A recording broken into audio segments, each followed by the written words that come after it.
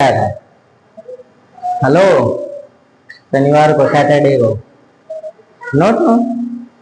क्या नो करवाया नहीं था? क्या करवाया था?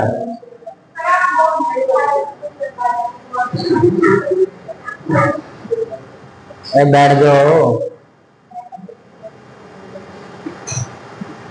क्या करवाया था? जोर को बोलो मेरे को। अच्छा, साहित्य के बारे में बताया जो स्रोत मिलते हैं। कौन कौन से मिलते हैं?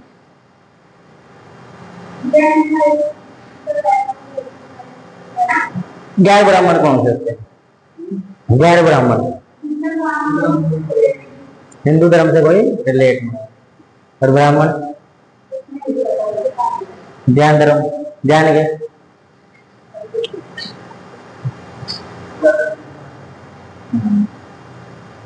और बौद्ध धर्म के कौन सी भाषा में लिखे गए हैं? कौन सी भाषा?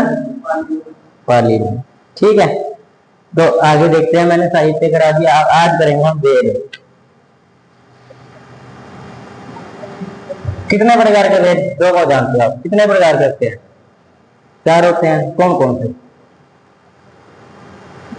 कौन कौन से वेद होते हैं? हाँ हाँ, बोलना चाहिए लेकिन पैटर्न गलत है।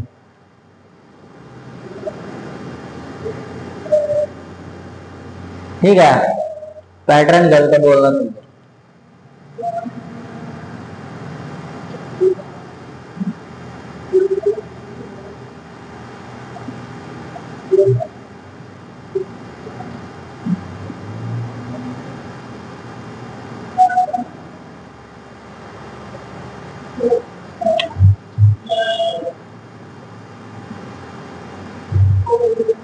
हम देखेंगे आज इनके ज्ञानी कौन कौन थे, इसके अंदर कितने ब्राह्मण ग्रंथ हैं। ठीक है, इनके उपवेद कितने हैं और उनके ज्ञानी कौन है। ठीक है, इसके पार्ट मतलब इसके आगे पार्ट कितने हैं। ठीक है, उपवेद। ठीक है, और इनके ज्ञानी कौन है। ठीक है, ऋग्वेद। ऋग्वेद के अंदर क्या बताया गया है? इसका ज्ञानी कौन था? होत्री। कौन था इसका ज्ञानी? होत्री, जो इसके बारे में सारा जानता था। होत्री एक पढ़ लेता है ना, पूरा ज्ञान हो जाता है, जिसको ज्ञानी बोलते हैं उसको, तो वो। ठीक है, उसके बाद इसके अंदर कौन सा ब्राह्मण ग्रंथ आता है? कौस्तुकी।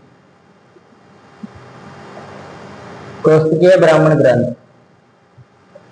ठीक है, कौन सा आता है? कौस्तुकीय ब्राह्मण ग्रंथ। अब इसका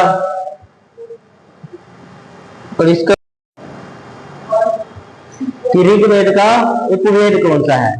कौन सा है उसका? आयुर्वेद। ठीक है, लेकिन इसके अंदर कौन कौन से ग्रंथ पाए जाते हैं? ब्राह्मण ग्रंथ कौन सा है इसका? कौस्तुकीय। पूछता है पेपर में। ठीक है, इसलिए बता रहा हूँ। और इसका एक वो बन जाएगा तुम्हारे पास पैटर्न, इसलिए बना रहा हूँ ये चीजें, ताकि आपको पैटर्न के बारे में पता चले। ठीक है,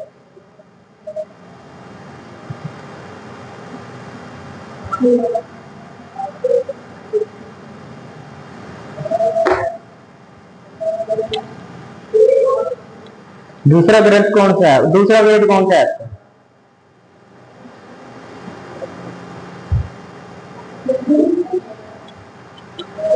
सामवेद। साम का मतलब संगीत। साम का मतलब संगीत, संगीतों का वेद। वेद का मतलब ज्ञान, संगीतों का ज्ञान। ठीक है, देखो जो वेद होता है साम, इसका मतलब संगीत। वेद का मतलब होता है ज्ञान। ठीक है, तो संगीतों का ज्ञान, समझ आया? संगीतों का ज्ञान है इसके अंदर। इसको किस तरह से गाना है, किस तरह से उसकी लय बनेगी, सुर कैसे आएगा, ये सब किसमें बताया गया है? सामवेद में। ठीक है, मंत्रों को पढ़ना, कैसे पढ़ना है कैसे नहीं, ऐसे थोड़ा सा मुंह उठा गया हमने हिंदी पढ़ दी, एक तरह से पूरा चैप्टर पढ़ दिया, समझ कुछ आया नहीं। उसके सुर होते हैं अलग अलग। तो वो सब किसके अंदर है? सामवेद में बताया गया। इसके ज्ञानी कौन थे? उद्गाता। इसके ज्ञानी थे हमारे उद्गाता। ठीक है, इसके अंदर कौन सा ब्राह्मण ग्रंथ आता है? पंचविश। पंचविश ग्रंथ,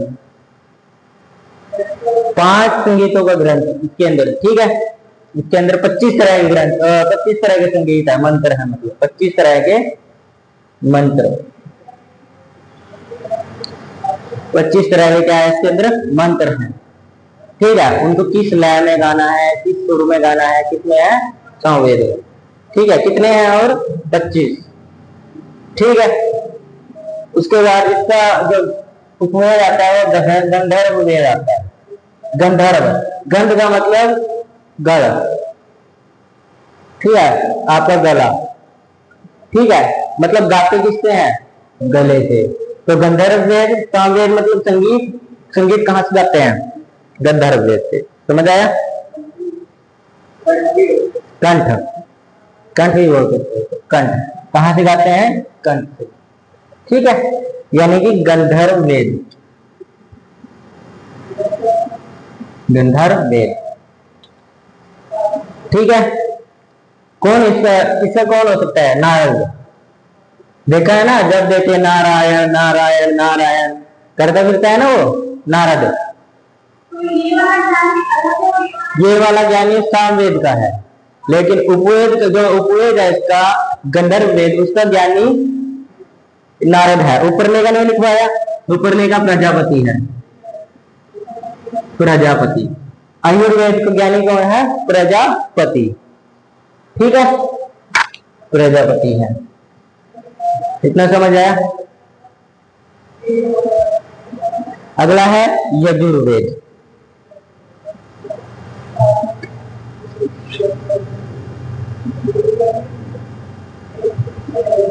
यजुर्वेद। ठीक है, कौन सा है? यजुर्वेद। इसका ज्ञानी कौन है? अरवु। ठीक है, कौन है? अरवु। इसके अंदर कौन सा ग्रंथ आता है? तैत्रेय।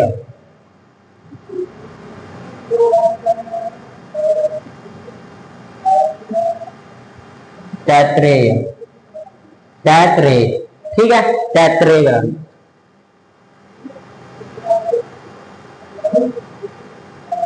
ठीक है,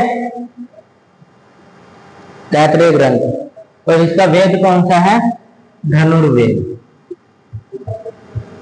ठीक है, और धनुर्वेद का ज्ञानी कौन है? विश्वामित्र। धनुषधारी सबसे बड़ा विश्वामित्र ही तो था। पढ़ा है ना? किसमें पढ़ा है ये आपने?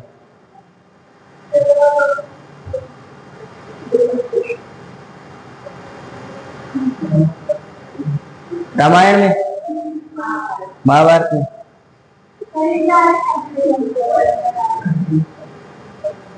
अर्जुन धनुर्वेद, धनुष का सबसे ज्ञानी था।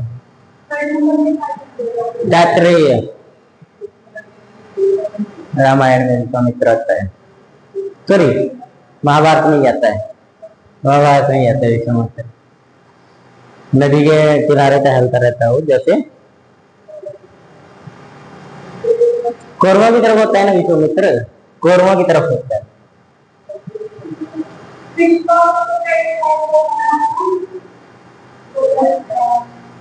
क्या बनता है?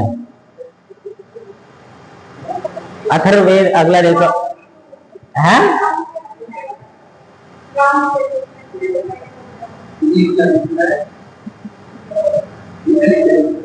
तैत्रेय। तैत्रेय।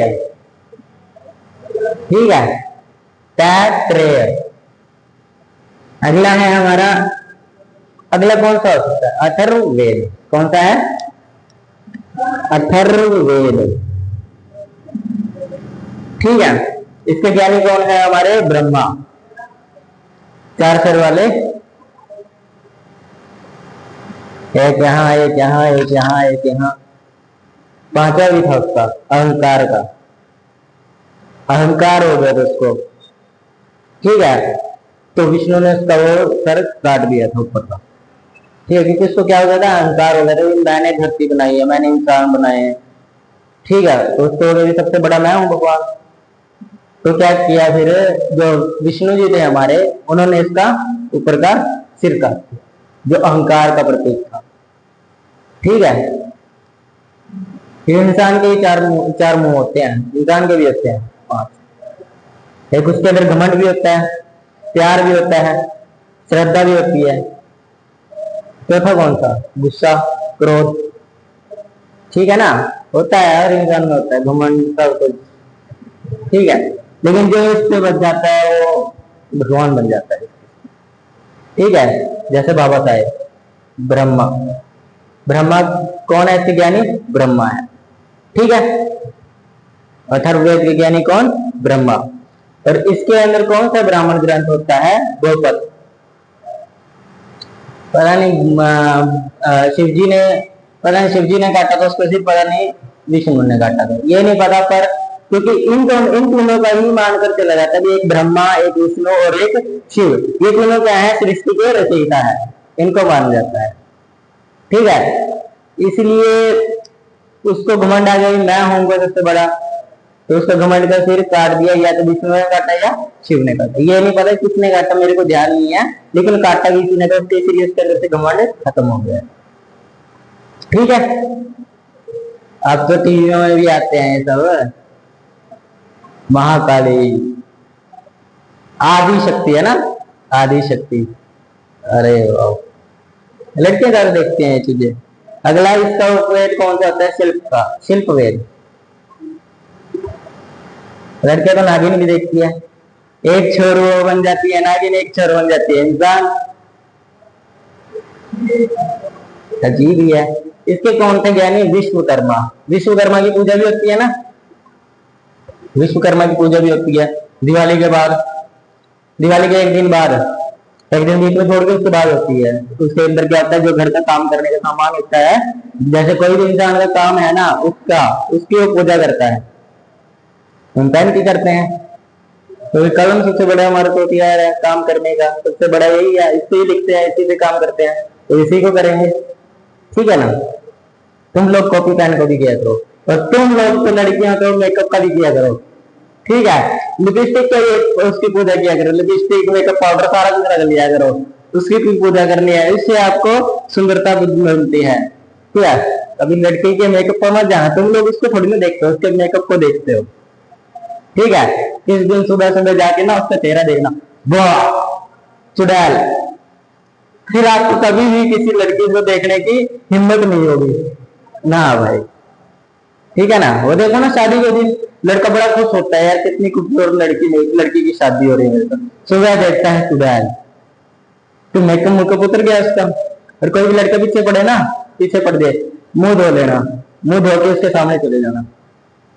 ठीक है, मुंह धो के सामने चले जाना, वो जिंदगी भर नहीं बोलेगा फिर। ठीक है ना, मुंह धो के सामने, वो डरा रहेगा।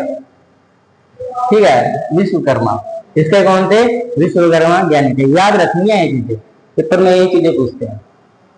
ठीक है, ये नहीं पूछेंगे कि लिपस्टिक को आपने पूजा करनी है नहीं करनी है। ठीक है, कि वो थोड़ा रंग लेते हैं ना, ये होठ पूरे एकदम पूरे रंग लेती हैं, एकदम पूरे। नागिन वगैरह देखती हैं, तो ज्यादातर नागिन में भी होता है ना, नागिन देखते हो, कौन कौन देखता है, कौन कौन से सीरियल आए हैं, पता नहीं, मेरी सिस्टर देखती है ना, तो मुझे लगता है लड़कियां ज्यादा देखती है। लड़के में क्या है, लड़के बचपन से ना घर से बाहर ही रहते हैं। देखो किसी के छुट्टियां पड़ती है ना, अब देखना आज ज्यादा बच्चे ना, लड़के जो होते हैं वो बाहर घूम रहे होंगे, ऐसे ही घूमते रहते हैं। कभी किसी के आम तोड़ दिए, किसी के सेब तोड़ दिए, किसी के अमरूद तोड़ लाए, किसी के बेर तोड़ दिए, किसी के शीशा तोड़ दिया कहीं से क्रिकेट खेलते वक्त। लड़के हमेशा गाला खाने का काम करते हैं। ठीक है, लड़कियां घर में घुसी रहती हैं, कभी वो देखती हैं सीरियल, नाटक, ये सब देखती हैं, तभी तो लड़कियों की हाइट छोटी रहती जा रही है। लड़के की तभी रहते हैं छोटे, लड़के तो कहीं छलांग मार मार के किसी से बचते फिरते हैं, कोई डंडा लेके पीछे पड़ा हुआ है, ऐसे वो सब होता है लड़कों का। और लड़के शुरू से छिपे होते हैं, बहुत पिटते हैं लड़के, इन्हीं कामों पीछे पिटते हैं। और मम्मी ज्यादा पीटती है, अरे मेरे पापा जी भी पिटवाती है। पहले तो कहेगी हाँ ये 8 बजे आया था, पहले तो आप छेड़ देगी पूरे, तेरे को इतने टाइम तक घर से बाहर रहने के लिए कहा था? पहले आपसे तई फिर कहेगी आने दो तेरे पापा को। पापा आएंगे, पहले तो वो बेचारे काम से पहले ही थके रहते हैं, ठीक है, आएंगे, हाँ हाँ ये तुम्हारे साहबजादे ने क्या काम किया है, देखो ना 8 बजे तक खेल के आया है, 8 बजे तक। अगर पापा को हुआ पा रहा है, अगर आपके पापा हो गए ऐसे जी, हाँ गुस्सा आते ही बजा दिए पूरे, ठीक है, तब तो आप बचोगे नहीं। हम भी 8वीं क्लास तक बचे नहीं, ठीक है, 8वीं क्लास तक पूरे छिपते थे, लेकिन 8वीं क्लास के बाद मारना छोड़ दिया। फिर मेरी मम्मी पता क्या कहती थी? कहती थी हाँ इसी ने तो सिर पे चढ़ा रखा है, ये इसी का तो लाडला बन के बैठा है, तभी तो सिर पे ऊपर थपा जा रहा है। फिर उनको भी नहीं देने देती, फिर उनको भी नहीं चुप रहने देती, फिर पापा को शर्मिंदा हो गया ना, रख ही देता है ये तो मैं कहीं मारा नहीं है। मम्मी ना बहुत डेंजरस लेवल की होती है, मम्मी बहुत डेंजरस लेवल की, मेरी मम्मी भी बड़ी डेंजरस लेवल की है।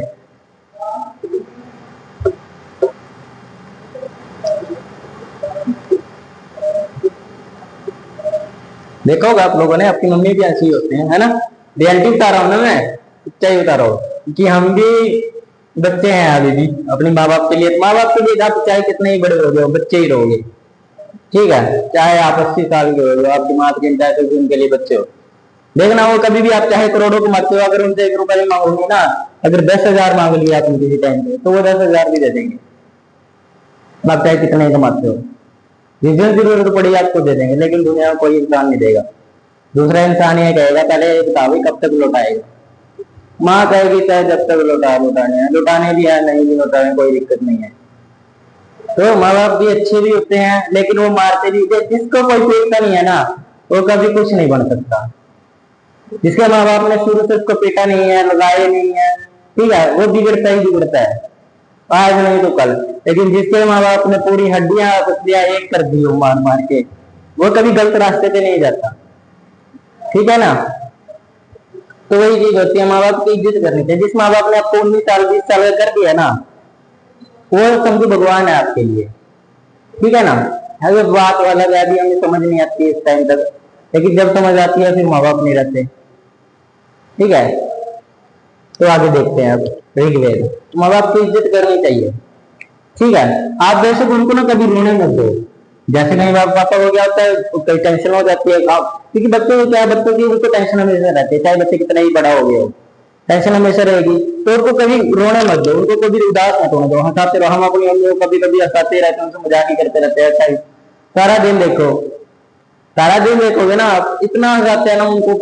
वो हार उड़ के ना एक आधा जड़ी देती है हमें, कैसे पागल बच्चे हमने जन्म दिए, ऐसे ऐसे कहती है। और कभी कभी तो ये कहती है क्या पढ़ाते हो तुम, कुछ आते जाते हो तेरे को कुछ है नहीं है, ये कहती है। आप बताओ। अब अलग बात है यार, माँ बाप तो सबसे करीबी होते हैं अपने, वही तो सबसे ज्यादा जानते हैं हमें, जानते तो वही है सबसे ज्यादा, वही कहते हैं क्या पढ़ाते होंगे यार तुम, आता जाता तो मेरे को है नहीं है, मुझे तो लगता नहीं, वहां ही बच्चों का ऐसे बातें मार के आ जाते होंगे। माँ बाप सबके कहते हैं, आप लोगों के माँ बाप भी कहते होंगे ये पढ़ेंगे ये बनेंगे अक्सर, आता जाता है कहते हैं नहीं, कहते हैं ना माँ बाप, सबके कहते हैं। हमारी मम्मी तो बहुत ज्यादा डेंजरस लेवल पे कहती है, आते जाते इनको कुछ है नहीं, मेरे को भेजो एक दिन के लिए पढ़ाने के लिए, देखो बच्चे उसी दिन टॉप करेंगे। अरे पढ़ी क्यों नहीं है मेरी मम्मी, फिर भी क्या देती है। देखना देखना किसी बच्चे की ना, जिसकी माँ अनपढ़ है, उसका बेटा कभी भी, उसका बच्चा कभी भी अनपढ़ नहीं रहा होगा, जिसकी माँ अनपढ़ है। लेकिन जिस ऐसे एग्जाम्पल कम ही मिला होगा, कम ही मिलेगा आपको ऐसा एग्जाम्पल। तो माँ इंसान को बहुत बड़ा बना देती है, पढ़ा लिखा। जिस माँ जो माँ अनपढ़ है ना, उसको जिसके माँ बाप अनपढ़ है ना, उसको पता है पढ़ाई की अहमियत क्या होती है, उसी को पता है यार। जो पढ़ के बैठ गया, सरकारी नौकरी लगा हुआ है, ठीक है, वो क्या अपने बच्चे को नसीब देगा, क्या देगा, कुछ नहीं दे सकता। चाहे कोई बात नहीं पड़ेगा तो हमारा पैसा कोई इकट्ठा करा हुआ है ही है, कोई काम करके दे देगा उसको। तो नहीं यार, ऐसा नहीं होता। बच्चे को अपने पैरों पर भी खड़ा होना चाहिए। कब तक माँ के पैरों पर खड़ा रहेगा, बाप के पैरों पर, पैसों पर, तो अपना भी कमाना चाहिए। इसलिए कहते हैं बच्चों को पढ़ना चाहिए। तो बच्चों को क्या है, माँ बाप है जिंदा, खिलाएंगे पिलाएंगे, लेकिन वो भी एक टाइम तक खिलाते पिलाते हैं, उसके बाद वो ही पूछने लग जाते हैं क्या कमाया है, कितना कमाया, क्या कमा रहा है, कहाँ लग रहा है, कोई काम ढूंढ लेते हैं, कहते हैं ना, तो वही चीजें होती हैं। आपके घर वाले भी आपसे एक टाइम पे ऐसे पूछने लग गए, जब आप तैयारी करोगे, टाइम होगा आपके पास, ज्यादा लंबा टाइम हो जाएगा, आपके पड़ोसी का 1 साल पहले गया था, 1 साल बाद लगी उसकी जॉब, आपको घर वाले फोन करेंगे, क्या कर रहे हो बेटा, तब तुम्हारे पास कुछ नहीं हुआ और उनका बेटा 1 साल में लग गया। कहते हैं ना, तो बड़ी दुख होता है अपने आपको, यार क्या करें, हमारी किस्मत नहीं लग रही है, उनका बेटा 1 साल में लग गया, हम नहीं लगे, बहुत दुख होता है। और वो सब लापरवाही की वजह से होता है। लापरवाही करते हैं ना जब, तब लापरवाही मत करो। अगला है ऋग्वेद। ठीक है, ऋग्वेद में क्या है? ऋग्वेद सबसे पुराना वेद माना जाता है। ऋग्वेद सबसे पुराना माना जाता है।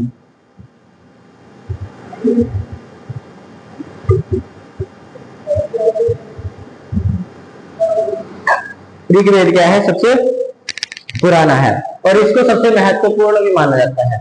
सबसे महत्वपूर्ण वेद,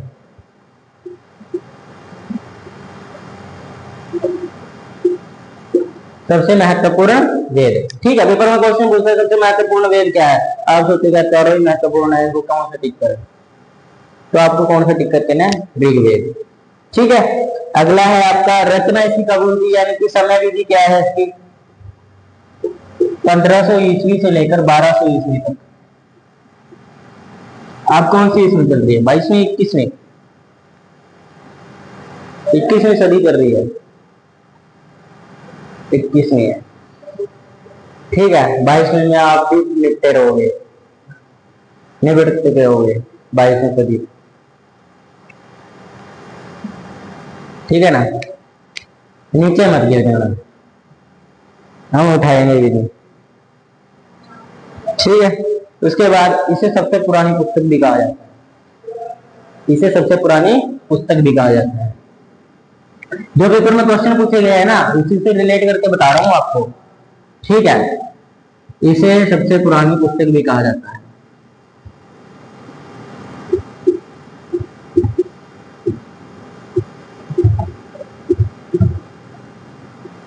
सबसे पुरानी पुस्तक भी कहा जाता है, लिख लेना। ठीक है, सबसे पुरानी पुस्तक भी कहा जाता है। इसके अंदर भजन का संग्रह कहा जाता है। इसको भजन का संग्रह कहा जाता है। भजन संग्रह का मतलब होता है कलेक्शन, जमा। ठीक है, जो एक तरह एक बुक के अंदर सभी के सभी भजन और मंत्र इकट्ठे करके रख दिए हैं। ठीक है,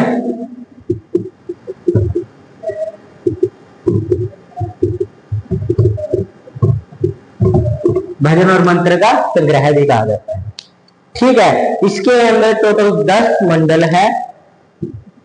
मंडल का मतलब होता है आपका चैप्टर, चैप्टर। ठीक है, 10 मंडल है यानी कि चैप्टर। ठीक है, 128 सूतक है, 128, 1028, सॉरी 128 में 1028, 1028 सूतक है, जिनको हम हाइमस बोलते हैं, इंग्लिश में हाइमस बोलते हैं। ठीक है, मंत्र इसके अंदर है, इसके अंदर मंत्र आपको मिलेंगे 10,600, 10,600 मंत्र हैं। ठीक है, मंत्र कितने? 10,600 मंत्र है इसके अंदर। ठीक है, समझ आया? और इसकी भाषा कैसी है? इस कौन सी भाषा में लिखा गया है? ये वैदिक संस्कृत,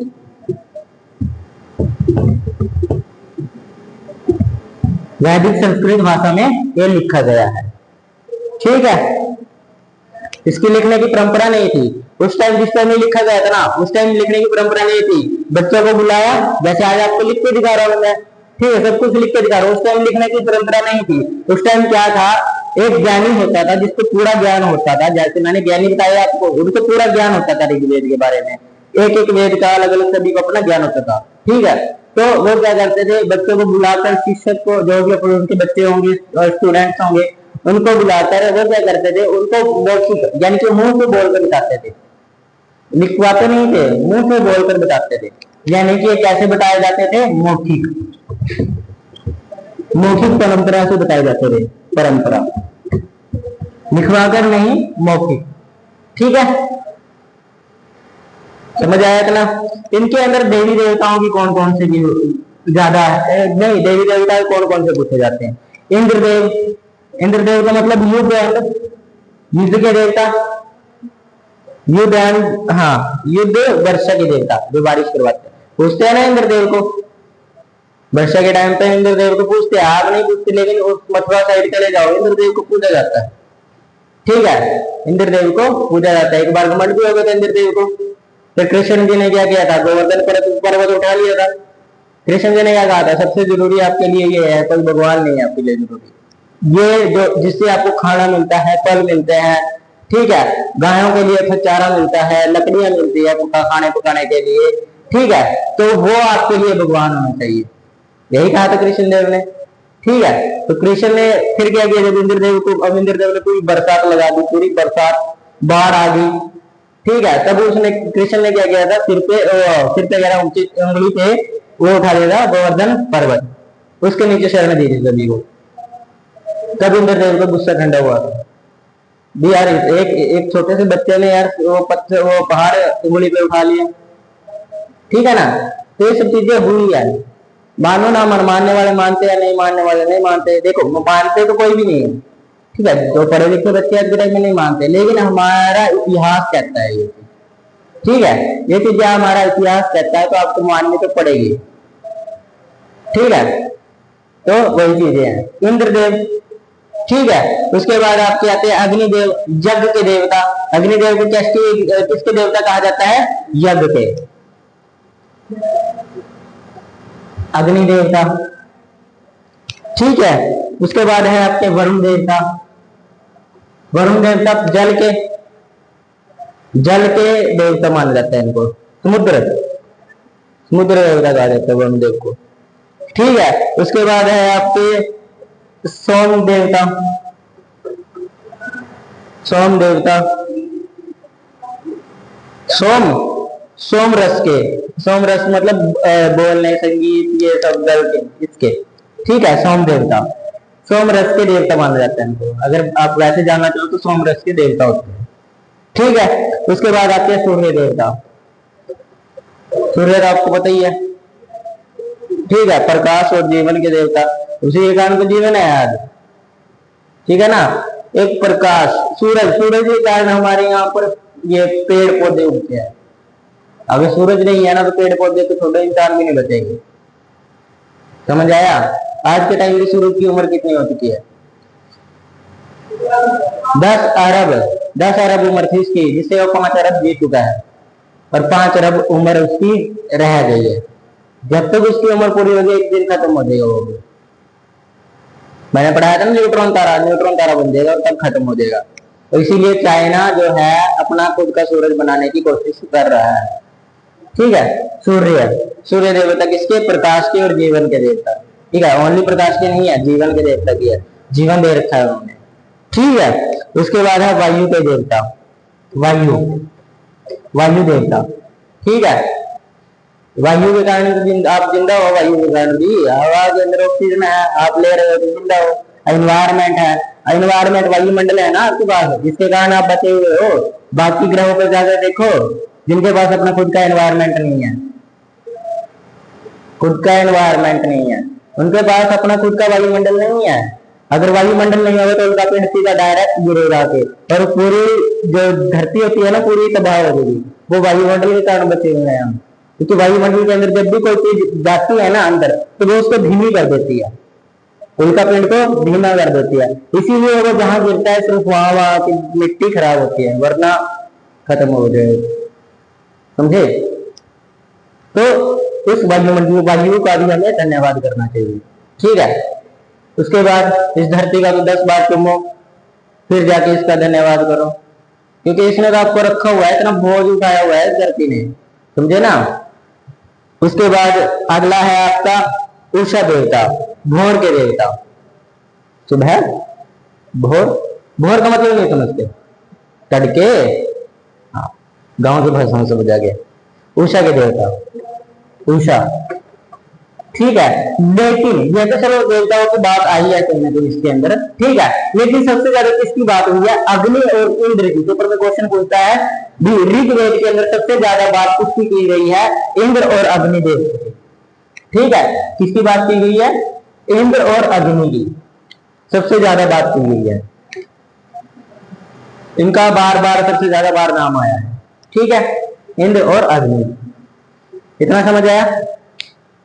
कोई डाउट किसी का? देखो मैंने पॉइंट और पेपर के हिसाब से उठाई है आपके। ठीक है,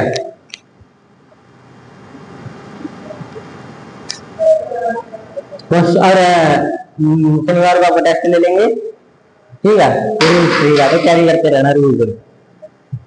ठीक है, एक दिन में रिवीजन करा दूंगा। शुक्रवार को हम रिवीजन करेंगे। ठीक है, पूरी हिस्ट्री की रिवीजन करेंगे। ठीक है, तो उसमें क्या करेंगे हम? जितना मैंने कराया है उतना करा के, जितना वीरवार तक खत्म होगा उस दिन तक करा के आपको शुक्रवार को मैं रिवीजन कराऊंगा सारी। फिर जो शनिवार है उसको मैं टेस्ट दूंगा। ठीक है, और मंडे को मैं वो टेस्ट भी रिवाइज कराऊंगा। ठीक है, और वो आपको आपका लेवल पता चल जाएगा ना, कितना का लेवल बना है। ठीक है, इससे आपको पता चल जाएगा मुझे तैयारी करने की कितनी जरूरत है। समझ आया इतना? आगे देखते हैं। आज दो देख लेते हैं हम। ठीक है, थोड़ा सा एक पार्ट और देख लेते हैं। इसके अंदर 10 मंडल है ना आपके, इसके अंदर 10 चैप्टर है। ठीक है, 1 से लेकर 8 तक परिवारों द्वारा रचित है। परिवारों द्वारा लिखा गया है। ठीक है, परिवारों के द्वारा लिखे गए हैं। ठीक है, नौवा वेद आपका, नौवा है जो नौवा इसका मंडल है वो सोम रस से संबंधित है। नौवे चैप्टर के अंदर सोम रस के बारे में है। ठीक है, सोम रस से संबंधित।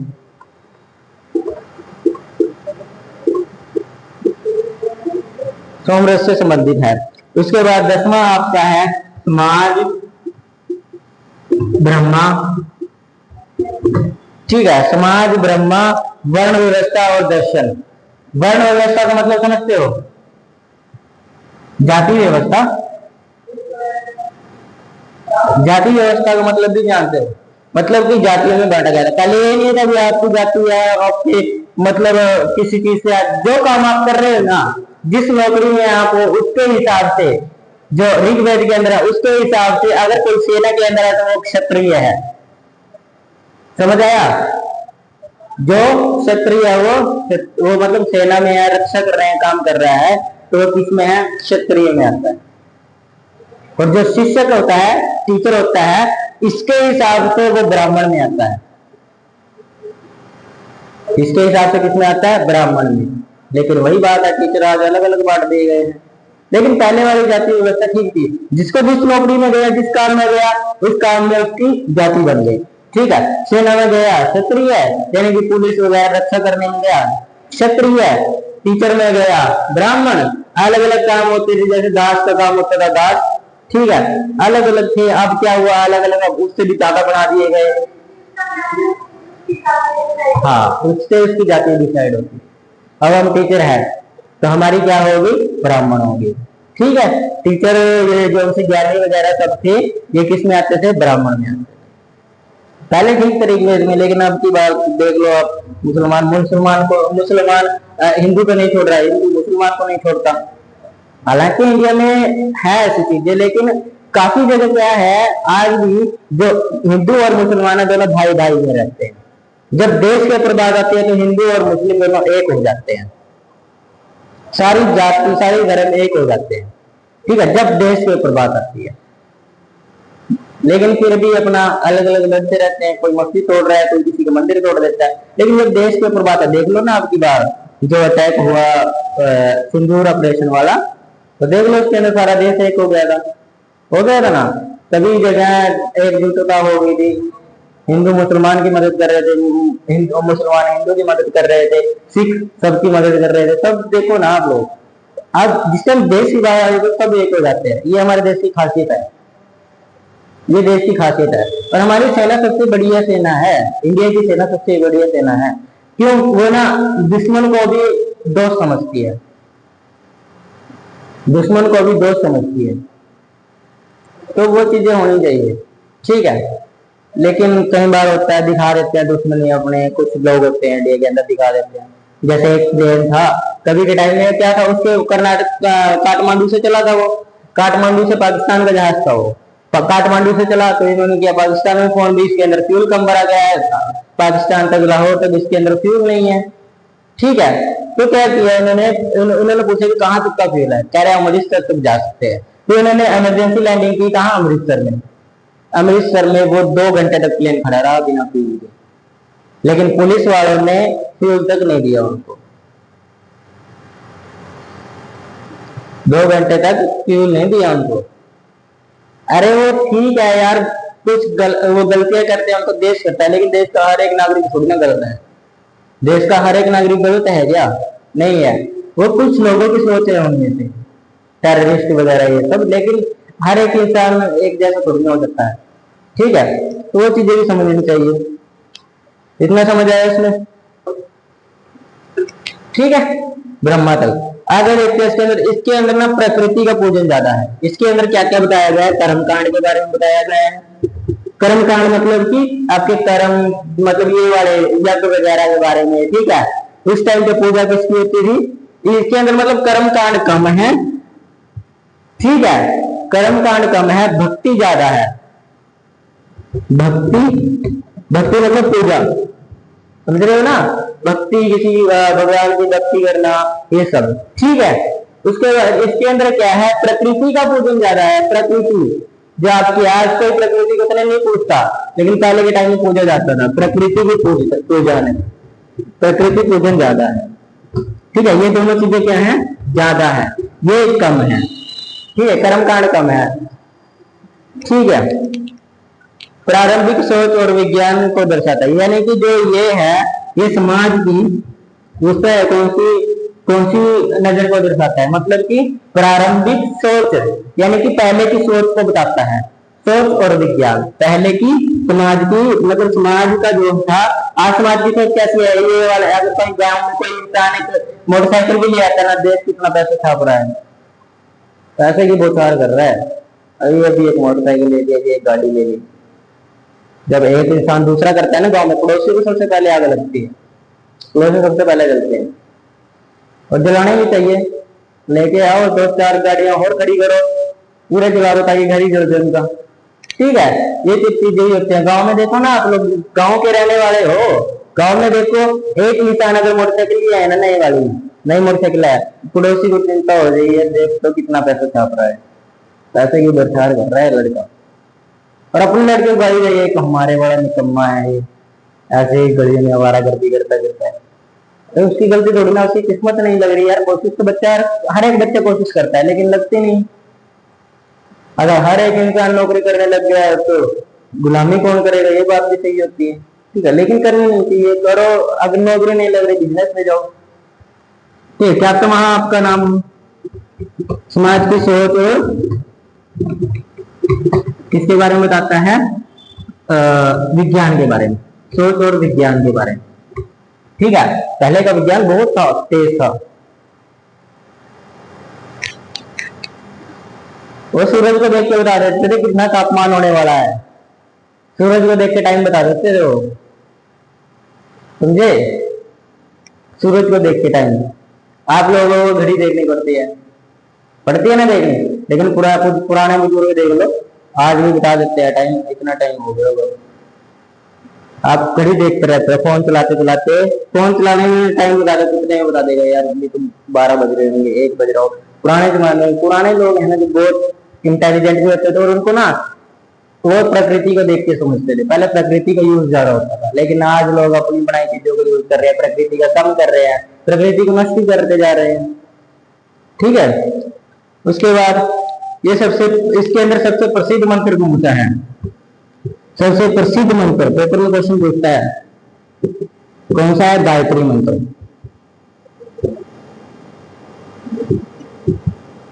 कौन सा मंत्र, गायत्री मंत्र, ठीक है। आज हम ऋग्वेद ही कर लेते हैं, ठीक है, बाकी कल करेंगे।